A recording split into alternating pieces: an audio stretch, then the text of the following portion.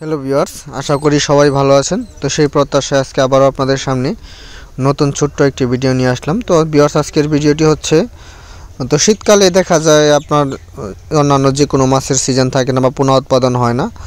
তো সেই সময়টাতে একটি মাছ উৎপাদন করা হয়, এটা হচ্ছে কমন কার্প, হাঙ্গেরি কার্পো বা কার্পো মাছের পোনা। তো এই মাছটার সিজন হচ্ছে আপনার শীতকালে। তো একটি মাত্র মাছ যেটির আপনার শীতকালে দেখা যায় পোনা উৎপাদন করা হয়ে থাকে।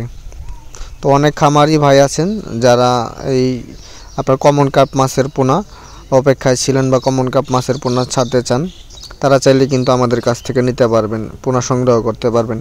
তো কমন কাপ মাছ ছাড়ার একটা সুবিধা হচ্ছে যে এটা হচ্ছে আপনার পুকুরের নিচের স্তরের একটি মাছ।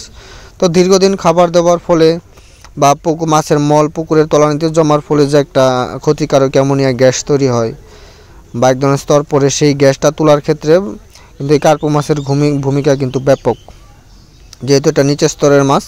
তো এটা সাথী মাছ হিসেবে রাখলে দেখা যায় এর জন্য আলাদা কোনো রকম খাবার খরচ করতে হয় না বা আলাদা কোনো রকম যত্ন করতে হয় না। নিচের তলানির খাবার খেয়ে কিন্তু এই মাছটা বড় হয়ে যায়।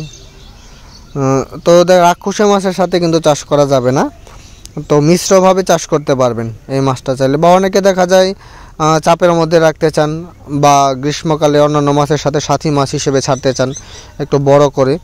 তো এখন কিন্তু আমাদের কাছ থেকে হাজার হিসেবে ধানি পোনাগুলো সংগ্রহ করতে পারবেন।